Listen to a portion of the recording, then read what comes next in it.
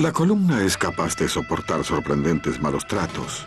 Se flexiona, se torsiona, absorbe golpes increíbles, pero cuando se sobrepasan los límites, los resultados pueden acabar con la vida. Parálisis instantánea. Pero ahora por primera vez hay esperanza. Los paramédicos de vanguardia previenen la parálisis con las últimas técnicas de rescate. Implantes eléctricos y drogas nuevas ayudan a caminar otra vez a quienes dejaron de hacerlo. Y nuevos descubrimientos en laboratorios alrededor del mundo marcan los primeros pasos significativos hacia la reparación e incluso regeneración de nervios espinales. El sueño de sanar columnas vertebrales lesionadas puede algún día convertirse en realidad.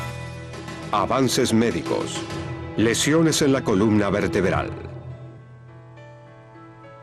La médula espinal es la conexión del cerebro con el cuerpo. A través de ella se dice a los pulmones cuándo respirar, a la piel cuándo sudar y a los brazos y piernas cómo adquirir la pose perfecta. La médula espinal es tan blanda como gelatinosa y no más gruesa que el pulgar, aunque en su interior hay millones de fibras nerviosas que viajan a cada parte del cuerpo. Ferozmente protegida por huesos ensamblados, la médula espinal es la autopista de información corporal que transmite mensajes del cerebro al cuerpo y del cuerpo al cerebro. Esto lo damos por sentado cuando ella funciona perfectamente. Pero cuando no lo hace, la vida tal como la conocemos puede detenerse abruptamente. Cuando Reggie Brown estaba en 10º grado en Austin, Texas, ya poseía el sello de gran estrella del fútbol americano. Reclutado por el prestigioso programa de fútbol A&M de Texas, era el terror de los defensores contrarios. Era también uno de esos raros jugadores amado por sus colegas fuera del campo y temido dentro de él. Un reclutamiento de primera ronda realizado por los Leones de Detroit llevó a Reggie hasta Michigan, donde se convirtió en uno de los mejores jugadores en la historia del equipo. Pero a mediados del segundo año, los sueños y esperanzas de una carrera en la Liga Nacional se hicieron pedazos el 21 de diciembre de 1997, cuando los Leones de Detroit jugaron contra los Jets de Nueva York. Fue un gran juego para Reggie y los Leones. Necesitábamos ganar y en ese momento lo estábamos haciendo. Con una victoria, los Leones alcanzarían el partido de desempate. Había electricidad en el ambiente. Yo estaba exageradamente energizado, como todos los demás. Todos saltábamos y gritábamos, nos divertíamos. El juego iba 13-10 y Reggie tomó su posición como lo había hecho miles de veces. Antes que nada, pensé que iba a ser un pase. De pronto el corredor lanzó el balón y al verlo pensé que tenía posibilidades de un buen disparo. Me adelanté e imprevistamente el defensor intentó derribarme y yo sentí haber golpeado contra una pared de ladrillos. En ese momento quedé sin oxígeno y jadeaba porque no podía respirar. Reggie quedó allí tendido sin poder respirar ni decir nada. Estaba completamente paralizado. Solo podía mover mis labios. Recuerdo entonces que vinieron mis compañeros y me decían, vamos Reg, debes levantarte, debemos salir del campo. Pero Reggie no podía ponerse de pie, necesitaba ayuda urgente. Ken Falk, el entrenador de los Leones, fue el primero en llegar hasta Reggie. Unos segundos después, Ken Falk estaba conmigo. Lo primero que pensé fue que se había tragado el protector bucal. Él pensó que me lo había tragado y lo tenía atascado en la garganta. Y yo decía, ¡ah! Él me preguntó, ¿dónde está tu protector? Tenías uno. Lo último que pude murmurar fue, ajá. Eso es todo lo que dije y luego sentí que me adormecía. Luego llegó Terry Locke, el doctor del equipo. Su primer orden fue ventilar a Reggie, pero había un único problema. No se puede ventilar a alguien con el casco de fútbol y si se lo quita hay riesgo de dañar la columna vertebral. Le quitamos el casco.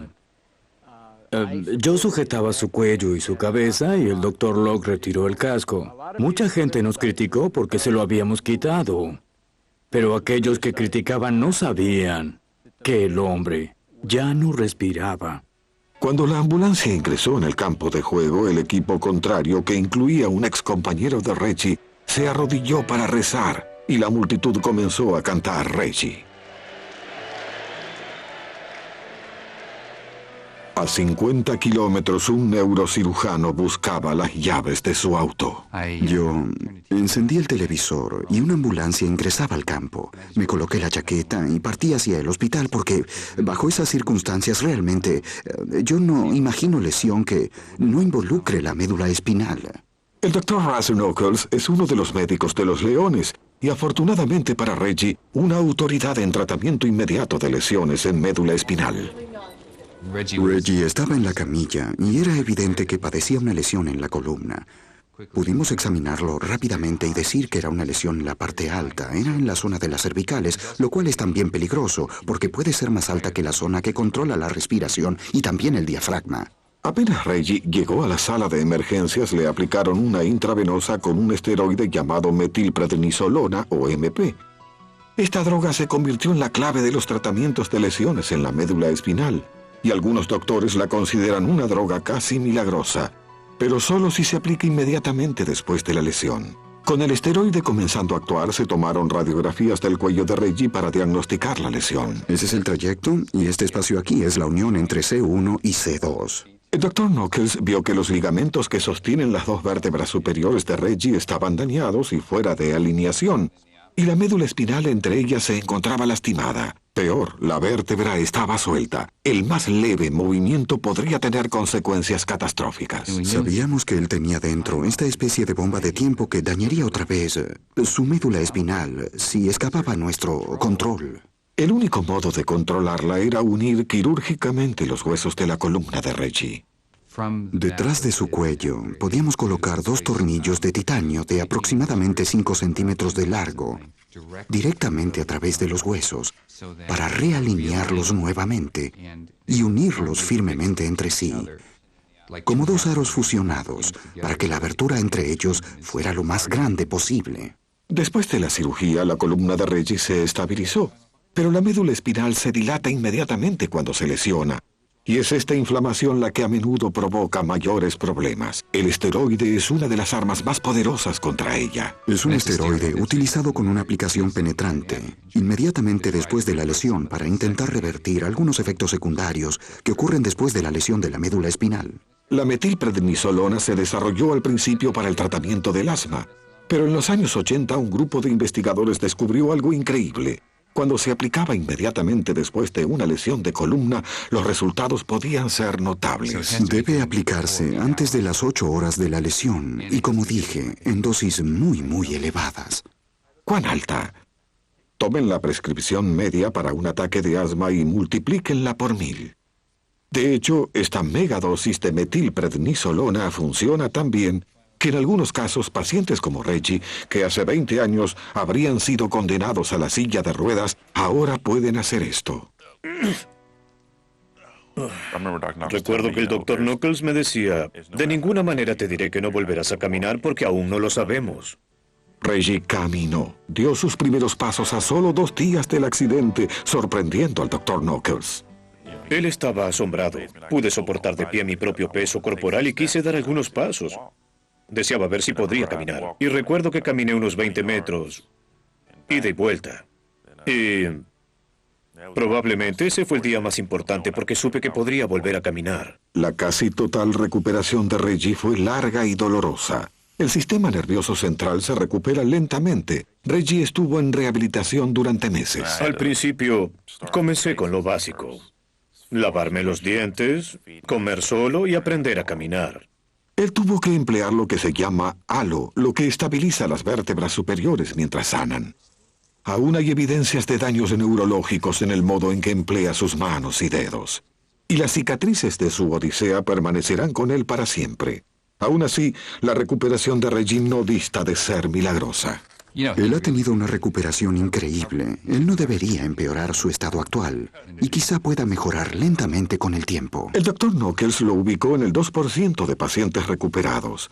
La metilprednisolona ahora es la droga de elección para el tratamiento inmediato de lesiones en médula espinal, pero no es la cura y no hay garantías. No sabemos el éxito que tendrá la metilprednisolona en cada individuo. Pero no hay seguridad de cómo funciona. Si me preguntas, ¿qué hace exactamente este medicamento en la médula espinal? Aún no lo sabemos. No lo sabemos con exactitud, pero sabemos que hace algo, y que ese algo es poco. Allí comienza. Para este exjugador de fútbol quizás no sea tan poco. Lamentablemente, los últimos momentos en un campo de juego profesional tuvieron lugar mientras yacía sobre una camilla. Pero también es un ejemplo de cuán lejos hemos llegado en el tratamiento de lesiones de médula espinal. Realmente no fue tan importante volver a jugar fútbol. Solo quería regresar a la normalidad, vivir día a día una vida normal.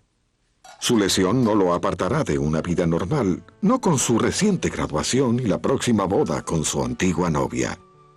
Estas son lecciones para aprender de la historia de Reggie. La razón por la que Reggie lo superó fue que en 1997 se le suministraron a cada paso todos los tratamientos que sabíamos serían de su ayuda. A veces, incluso con los últimos tratamientos, no se puede evitar la parálisis. Eso es lo que sucedió con Gemma Quinn en 1992. Gemma y su familia estaban de vacaciones en Gales. La familia Quinn disfrutaba del paisaje mientras conducía por una carretera de doble vía. Conducía Mike, el padre de Gemma. A su lado su esposa Jackie y en el asiento trasero sus dos hijas, Gillian de 10 y Gemma de 7. Mike quiso superar a un camión. El conductor del camión no advirtió el auto de los Quinn y se movió hacia el carril central. Mike no tenía lugar para avanzar y clavó los frenos. El auto comenzó a girar fuera de control y se estrelló contra un muro. En un instante, la vida de los Quinn cambió para siempre. Después del devastador accidente, Mike Quinn pedía ayuda desesperadamente. Jackie estaba atrapada en el auto porque el motor llegó hasta sus pies. A Gillian no podían moverla y a Gemma tuvieron que quitarla rápidamente del auto porque no respiraba. Un automovilista que pasaba y resultó ser un paramédico fue el primero en llegar. Si no se hubiera detenido para resucitarla hasta que arribara la ambulancia, la pequeña Gemma habría muerto. En el hospital la familia estaba desesperada. La enfermera ingresó en la habitación de Jackie con noticias que ninguna madre deseaba oír. Ella ingresó y dijo, ambas niñas están graves. Los doctores hacen lo mejor que pueden. Y recuerdo que Mike comenzó a gritar. No debían decírselo a ella, no debían. Y desde entonces recuerdo haber estado histérica, pensando, oh Dios, ¿qué sucede? Las lesiones de Gillian Quinn eran significativas, la más grave, una fractura en la espalda. Pero irónicamente, Gemma, que apenas tuvo moretones después del accidente, sufrió más daños. Aunque Gillian sanó de su fractura, Gemma, ahora de 15 años, quedó paralizada desde la base del cuello hacia abajo. La única marca que Gemma tuvo en su cuello fue la del cinturón de seguridad que la sujetó. Pero obviamente la velocidad del impacto fue tan grande que su cabeza debe haber girado sobre la columna vertebral y dividió la médula espinal. Gemma despertó en el hospital un día después del accidente, confundida y asustada. Yo no sabía lo que había sucedido. Finalmente lo advertí. Mi vida había cambiado en un minuto y nunca volvería a ser la misma. Gemma es cuadripléjica, lo cual significa que la lesión afectó sus 4 extremidades. Los daños fueron recibidos en la región cervical de la columna. La porción principal de la columna se divide en 3 secciones: la cervical, la dorsal y la lumbar. El área lesionada de la columna vertebral determina qué parte del cuerpo será afectada. Por ejemplo, una lesión en la columna superior puede actuar sobre las conexiones nerviosas por debajo, incluida la respiración. Una lesión central afecta las manos y todo debajo de ellas. Una lesión en las lumbares podría afectar solo el movimiento de las piernas. La lesión de Gemma fue entre los 2 huesos más altos de su columna. Aunque recibió esteroides después del accidente, no tuvieron los resultados como en el caso del jugador de los Leones de Detroit, Reggie Brown. Fueron 9 meses de agonía antes de que le permitieran a Gemma regresar a su casa, incapaz de moverse o respirar sin la ayuda de un respirador portable. No es solo la parálisis, sino todas las cosas médicas que acompañan la parálisis. Se trata de cómo cambió totalmente la vida de Gemma. Y como sabes... También cambió la nuestra. Me vi obligada a renunciar a mi infancia, pero no a mis sueños. Aún los tengo. Gemma mantuvo sus sueños modestos, como recuperar siquiera algún movimiento. Después de 1 año del accidente sucedió algo increíble. Estaba recostada y mi madre estaba sentada allí. Y le dije, mamá, ¿puedo mover la mano? Y ella dijo, ¿qué? Sentí que movía la mano. Y ella decía, oh, mira, puedo mover el estómago. Y vi que su diafragma se movía de arriba a abajo. Gemma pensaba que era su mano. Era su diafragma. Y era mucho más importante que mover su mano porque significaba que Gemma podría respirar sin el respirador. Puede haber un poco de recuperación cuando desciende la inflamación y, si eres afortunado, parte de la médula recibe nuevo suministro de sangre y pueden ocurrir pequeñas mejorías. Y eso es lo que sucedió con Gemma. Poder respirar por sí mismos es a menudo el primer y más importante objetivo de los cuadriplégicos. En el caso de Gemma, significaba una vida más normal. Se transformó en portavoz de la investigación de lesiones en la médula espinal y recibió la visita de la princesa Diana, que aún es el momento más preciado de su vida. De toda la gente, la princesa Diana quiso conocerme a mí. Yo no podía caminar, no podía moverme, pero cuando finalmente salí de esa habitación, sentí que no había nada que no pudiera hacer. Aquel día podría haber conquistado el mundo. Lo que Gemma no pudo conquistar fueron los efectos de la gravedad en su columna, que se desarrollaba sin sustento muscular. Si tienes un niño menor de 10 años que queda totalmente paralítico desde el cuello hacia abajo, es inevitable que su columna ceda y se derrumbe. Se llama escoliosis. Y a la edad de 14 años, la columna de Gemma parece el trayecto de una montaña rusa. Tomaré una imagen de tu columna. La solución a este problema fue drástica. Una cirugía en su frágil columna para implantar varas metálicas de 45 centímetros a través de sus vértebras. Bien, quieta, intenta no moverte.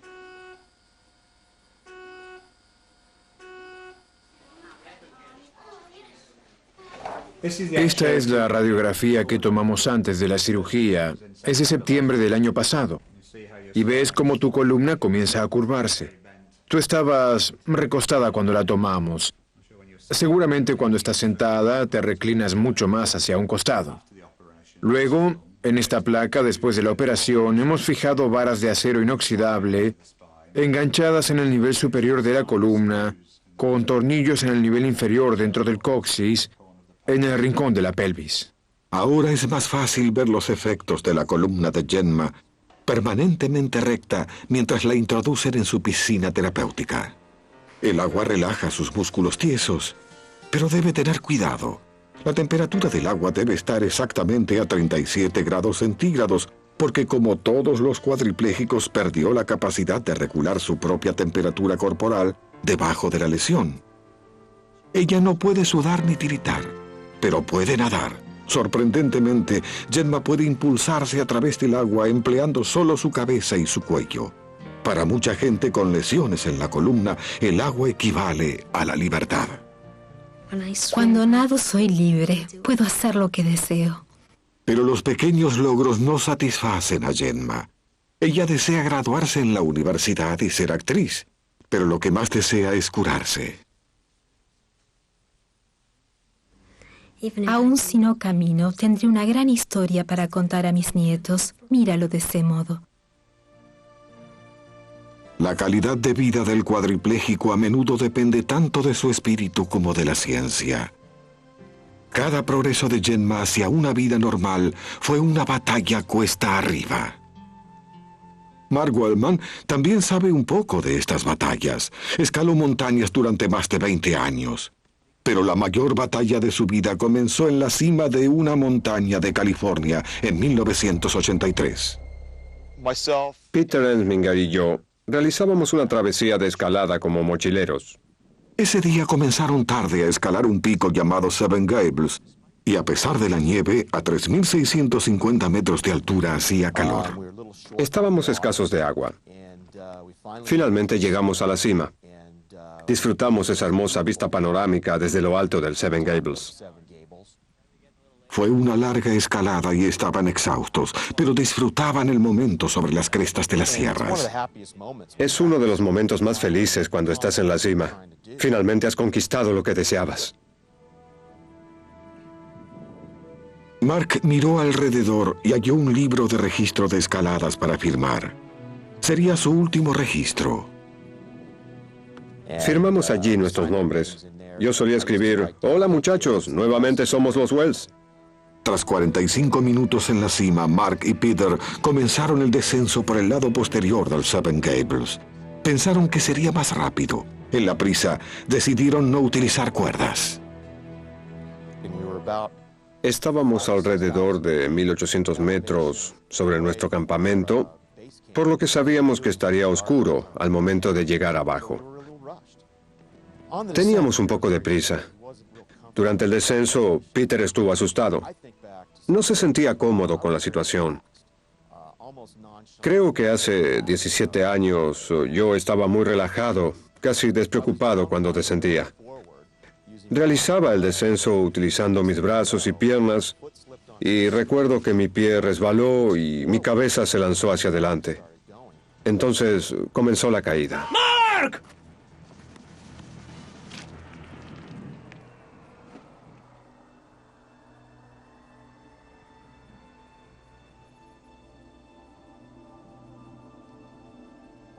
Sentí un increíble dolor en la espalda inferior cuando caí sobre una roca. Mark había caído 15 metros sobre su espalda. ¡Mark! Quedó aturdido y gravemente herido. Su amigo Peter llegó hasta él tan pronto como pudo. ¡Háblame! Peter evaluaba la situación. Me hablaba, observaba mis lesiones, detenía algunas de las hemorragias. Y yo sentía un dolor punzante que me insensibilizaba la parte inferior de la espalda. Peter tenía temor de una lesión en la médula espinal. Me quitó uno de los zapatos y fue muy cuidadoso al hacerlo. Y me dijo, ¿puedes mover los dedos? Y pude. Pero tenía esa sensación en toda la parte baja de mi cuerpo, como cuando te quedas dormido sobre el brazo y te clavan agujas y alfileres. Sabíamos que era una mala situación. Estábamos a 3.600 metros y a 30 kilómetros de nuestro vehículo. Y sé que Peter estaba muy asustado con la situación. Parte del temor de Peter surgió del hecho de que pronto oscurecería y ya exhausto debía correr 30 kilómetros desde la montaña para alcanzar la ayuda más cercana. Me dejó algunos alimentos y agua.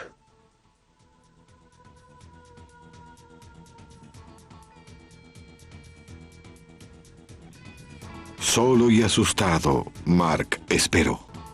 Mientras Mark Wellman yacía herido por una caída desde lo alto de una montaña en California, Peter, su compañero de escalada, corría desesperadamente en busca de ayuda. El sol comenzó a ocultarse y yo sabía que estaría allí arriba toda la noche. La temperatura descendió hasta helar y la única protección que tenía Mark contra el frío se voló con una ráfaga de viento. En toda la noche, mi único contacto humano real fue escuchar los aviones volando sobre la sierra hacia Los Ángeles o quizás San Francisco.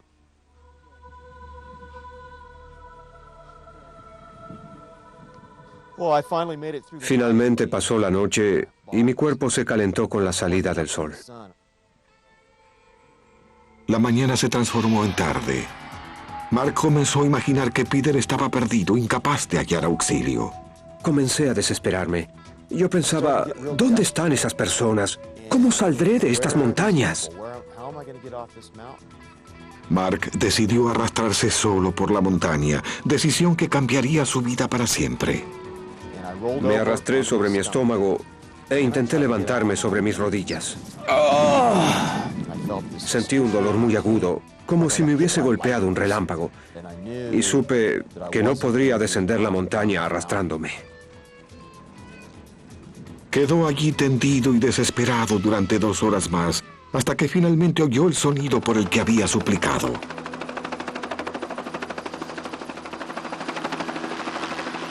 Peter lo había logrado. Después de correr 30 kilómetros en la oscuridad, halló un teléfono. Y tras 21 horas solo en la montaña, con temperaturas bajo cero, Mark fue aerotransportado hasta el hospital. Aunque sufría deshidratación, estaba vivo, pero también estaba paralizado. En su intento por salvarse aquel día en la montaña, él mismo pudo provocar la paraplegia cuando intentó ponerse de pie. Y eso fue lo que sucedió. Yo estaba en una situación desesperada e intentaba salvar mi vida. Y para mí, salvar mi vida significaba arrastrarme hacia abajo por la montaña. Es una broma. 17 años después del accidente, es claro que Mark no tiene resentimientos. Él ahora brinda discursos motivadores y diseña equipos deportivos para atletas discapacitados. A pesar de su paraplegia, se convirtió en líder del movimiento de deportes extremos. Su pasatiempo favorito es escalar montañas. ¿Cómo se siente? Muy bien. De acuerdo. Años después, otra vez Mark se halla en las sierras aferrado a lo alto de una ladera azotada por los vientos.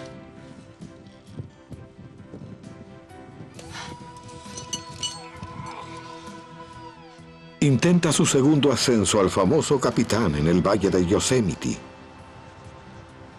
Creo que inmediatamente después del accidente era algo muy negativo para mí. No podía sacar nada positivo de todo eso. Pero al fin Mark atravesó la rehabilitación e increíblemente llegó a la cima de la montaña, derrumbando la idea equivocada de que los cuerpos con lesiones de médula espinal son más frágiles. No hablé de esto con ningún médico porque no deseaba escuchar la respuesta negativa que quizás hubiese obtenido. Cuando escalas el Capitán, no deseas llegar a la base y sentir que no lo lograrás. Si sientes que no lo logras, será así. Es necesario ser muy fuerte cuando llegas a la base y sentir, yo puedo hacerlo, puedo llegar a la cima. Podemos alcanzar nuestros sueños y no te echas atrás. Mark Wellman llegó a la cima de la montaña. La suya es una historia de perseverancia, pero también aleccionadora, ya que al momento de una lesión la columna es increíblemente frágil. La columna vertebral puede sufrir un daño menor inmediatamente después del accidente, pero ese daño puede empeorar si el paciente es movido de un lugar a otro y, ¿sabes? A causa de ese movimiento los huesos se salen del lugar. Es como si la columna tuviera el riesgo de dañarse una y otra vez. La sencilla pero importante lección es que una persona con una lesión traumática en su espalda jamás debe ser movida. Eso evita que la columna vuelva a lastimarse. Nunca podrán evitarse las lesiones de columna. Los accidentes suceden, pero ¿algún día habrá cura? Este científico en Zúrich, Suiza, puede tener la respuesta. La médula espinal y el cerebro, nuestro sistema nervioso, es lo más complicado sobre la Tierra. No hay máquina y la mejor computadora que puedan imaginar es ridícula comparada con el funcionamiento de nuestro cerebro. El doctor Martin Schwab es uno de los investigadores líderes en el mundo en el campo de curar lesiones de médula espinal. Y lo que intenta hacer, de hecho, lo que ha intentado hacer durante décadas, es obtener una muestra muy compleja de tejido humano para hacer un sencillo truco: crecer. Después de todo, los huesos y la piel se curan solos. ¿Por qué no la médula espinal? Donde el cráneo se une al cuello. En este momento, la sensación entre los científicos es que la regeneración de tejidos del sistema nervioso central es algo muy cercano a nuestro corazón como seres humanos, como seres que viven en una civilización moderna, debo decirles. Pero no es muy importante para un ratón o un ave, realmente. Eso es porque en duros términos evolutivos llevaría tanto tiempo para que sane ese tejido completo que un animal herido se habrá convertido en la cena de alguien antes de poder volver a caminar. Pero la investigación en 1969 aportó un dato a esa teoría evolutiva. Se descubrió que los nervios dañados se regeneran. Estas fibras, si se observa detenidamente, realizan un intento inicial para regenerarse, ponen en funcionamiento pequeños procesos e intentan crecer, pero eso es provisorio como fenómeno. Ese descubrimiento, sin embargo, ayudó a los investigadores a arribar a la conclusión de que los tejidos de la columna se pueden disciplinar para la regeneración. Tras varios comienzos fallidos, en 1990, Schwab descubrió un anticuerpo llamado IN1. Este anticuerpo puede contener la llave que persuada a los renuentes nervios para crecer nuevamente. Pero reconectar nervios dañados presenta otro serio problema. ¿Qué sucedería si el nervio que controla la mano se conectara con los nervios provenientes del pie? Sería una catástrofe, una disfunción. O podría ser que las fibras hallen objetivos funcionales y significativos y regrese la función o ciertas funciones. Eso es lo que sucedió. Afortunadamente, el cerebro parece poseer la capacidad de reconectarse para ajustar la cura de la columna vertebral. Estas ratas son normales, pero otras ratas en este laboratorio que recibieron lesiones en la columna y quedaron paralizadas, a menudo recuperan el uso de sus extremidades tras tratarse con el anticuerpo IN1. Pero Schwab advierte que no afecta a todas las ratas y no afecta a todas del mismo modo. El aumento de la recuperación funcional es muy significativa. Y a menudo un animal que no puede mover ni utilizar las patas traseras de modo coordinado puede utilizarlas y moverlas de forma similar a un animal normal luego del tratamiento. Si funciona en ratas, ¿por qué no ofrecer este tratamiento a Gemma Quinn, paralítica durante 7 años, y a otros pacientes que desean correr el riesgo? No podemos arriesgar nada. Debemos estar absolutamente seguros de que si interferimos, es decir, si introducimos un anticuerpo en estos pacientes, solo obtendremos beneficios. Se conoce tan poco de la regeneración de tejido de la médula espinal humana que hay posibilidades de que en lugar de desarrollar nuevos caminos para el control motor, se desarrollen conexiones para el dolor. Y este dolor sería insoportable e intratable. Si se incrementa el riesgo de sufrimiento, el tratamiento no vale la pena, eso es claro. Para pacientes desesperados, la buena noticia es que las pruebas clínicas para sanar lesiones de médula ahora se desarrollan en otros centros de investigación. Pero son solo pruebas. ¿Qué significan realmente estas pruebas científicas para una cuadripléjica como Gemma de 15 años de edad? ¿Significa que volverá a caminar? Martin Schwab, investigador de lesiones de columna, dice que se acerca a un tratamiento realista para todos los pacientes. Bien. Nunca será una cura total, pero podemos esperar recuperar el control urinario, reinstalar la respiración en lesiones de cervicales, que alguien completamente atado a la silla de ruedas pueda, quizá en su apartamento, ponerse de pie y dar unos pasos con muletas. Si hablas con los pacientes, verás que sería un mundo totalmente diferente para ellos. Para los pacientes que lo llaman a diario, la pregunta es ¿cuándo? Estamos hablando de años, todavía varios años. Pero no llegarán a 20. Tal vez tampoco a 10. Para los más jóvenes como Gemma, un tratamiento que restituye algún control, alguna sensación, puede significar una vida con mayor movilidad. Como estudiante de la secundaria a los 15 años, Robert Fade no se resigna a pasar la vida sentado. Él enfrenta su lesión con tecnología de avanzada.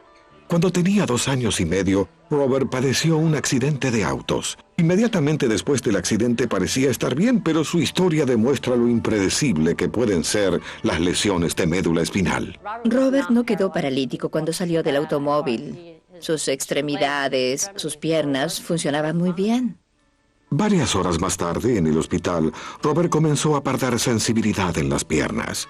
La inflamación de la médula espinal o quizás una vértebra desplazada provocaron daño suficiente como para conducir a una parálisis. Haberlo visto salir caminando del accidente dificultó todo. Lo aceptamos. Yo lo acepté mejor que ella. Pero a medida que el tiempo va pasando, aún conservamos nuestros sueños y seguimos orando. Mientras Robert creció, batalló con pesados aparatos de ortopedia. Hubo momentos en que se abandonó a la desesperación. Apenas si sospechaba que un avance médico estaba a pocos años de distancia.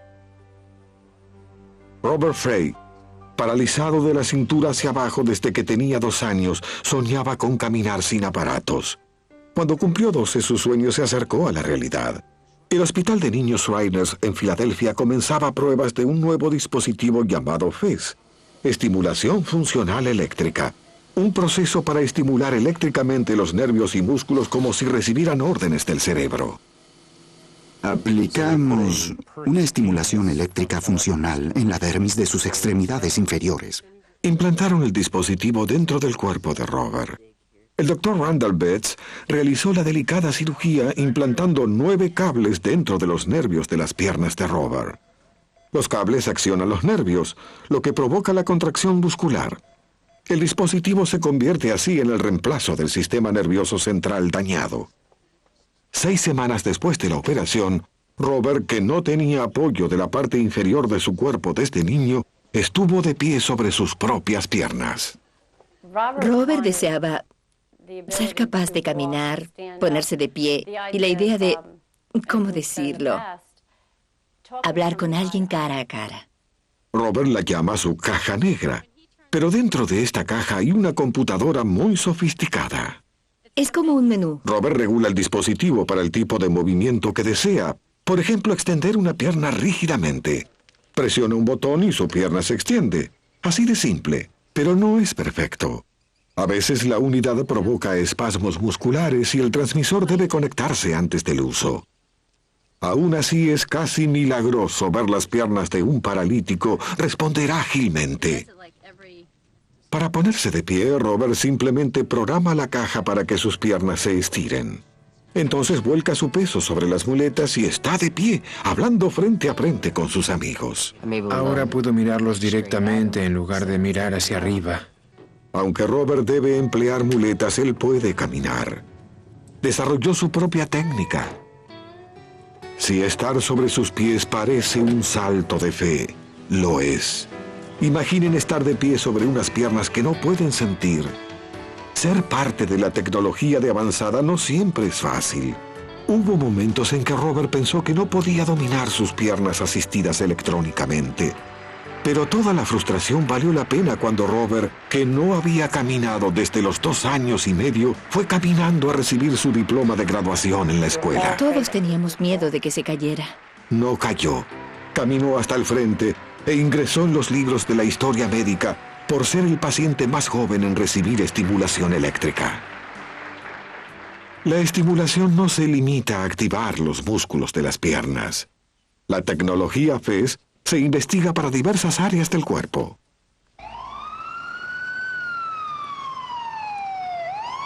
Hubo un accidente. ¿Qué puede hacerse? ¿Qué puede hacer el personal de emergencia para averiguar si padeces una lesión de médula espinal? ¿Cómo se tratan esos primeros momentos críticos?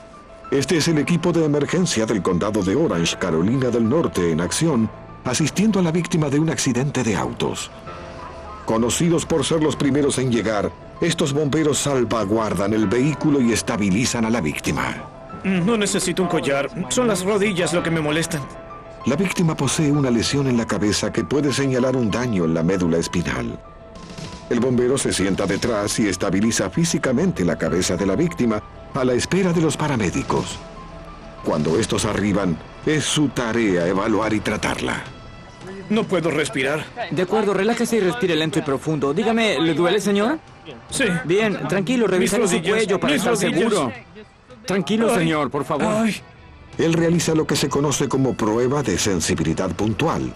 Él desciende por las vértebras cervicales presionando cada una en busca de sensibilidad en la columna. ¿Esto duele? ¿Duele? Mi cuello está bien. Bien, bien. Relájese con calma. Quédese quieto. Le colocaremos un collar para mantener firme su cuello, ¿está bien? Vea, solo deseo salir de aquí. ¿Puede sacarme primero? Sí. ¿Y luego lo coloca? La sensibilidad puede ser un sólido indicador del daño en la médula. Debe inmovilizarse al paciente inmediatamente. Bien, ahora sus rodillas. Sujétale la cabeza mientras abren la puerta, por favor. De acuerdo. Bien, revisaré su pecho. Muchas víctimas de accidentes de auto no saben o no creen haber sufrido lesiones en la médula. El dolor en las vértebras, que es un buen indicador, puede ser enmascarado por el dolor en otras partes del cuerpo. ¿Qué están haciendo? Le deslizaré el collar. El alcohol puede disfrazar el dolor. Y siempre hay un deseo natural de los espectadores de mover a la víctima fuera del auto. Él está realmente asustado. Está sufriendo mucho. Los doctores aconsejan, excepto en casos de incendio o posible ahogo, no mover a personas heridas. No puedo respirar. Tranquilo. Bien, ahora puede respirar, señor. Cálmese y respire lento y profundo. Llegó la ambulancia. Es tiempo de quitar del auto a la víctima y ponerla sobre la camilla para llevarla a la sala de emergencias. Inmovilización completa. Ubicaremos la camilla aquí y cuando estén listos, adelante. Con cuidado, Ray. Este es uno de los momentos críticos en la tarea del paramédico. Colocar sobre la camilla una víctima con daño en médula espinal, especialmente una atrapada en un auto pequeño. Con cuidado. El momento es importante. Se emplean todas las manos disponibles para hacerlo suavemente.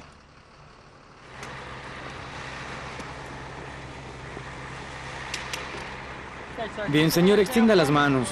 Déjeme ver sus manos y apriete mis dedos con ambas manos. De acuerdo. Tan fuerte como pueda. Finalmente, se realiza un breve examen neurológico para determinar el alcance, si existe, del comienzo de la parálisis. Bien, ya puede soltar mi mano. Los signos de daños neurológicos graves señalan cuánto más se debe inmovilizar al paciente en camino al hospital. Este paciente irá a la sala de emergencias y quizás solo tenga un dolor en la espalda. Pero ¿qué sucede si ese temor casi primitivo se hace realidad y llega al hospital con la terrible noticia de que sufrió un severo daño en su médula espinal? Droga como la metilprednisolona demostró una sorprendente capacidad para minimizar los daños en la médula. Tecnologías como la estimulación eléctrica funcional han surgido como herramientas importantes que permiten a aquellos con parálisis vivir una vida más normal. Pero la verdadera llave para revertir ese daño yace en las mentes y microscopios de científicos como el Dr. Schwab. Trabajamos muy duro en esto y el progreso ha sido muy satisfactorio a través de los años. El camino aún es largo y realmente muy riesgoso. Pero con científicos de diferentes campos que trabajan a toda hora sobre el problema, no será muy larga la espera ni muy altos los riesgos. Personas como Gemma Quinn tienen la esperanza de que estos esfuerzos le brinden la posibilidad de caminar otra vez. Cuando suceda, Gemma aún frecuentará la piscina, probablemente enseñando cómo nadar a su hija.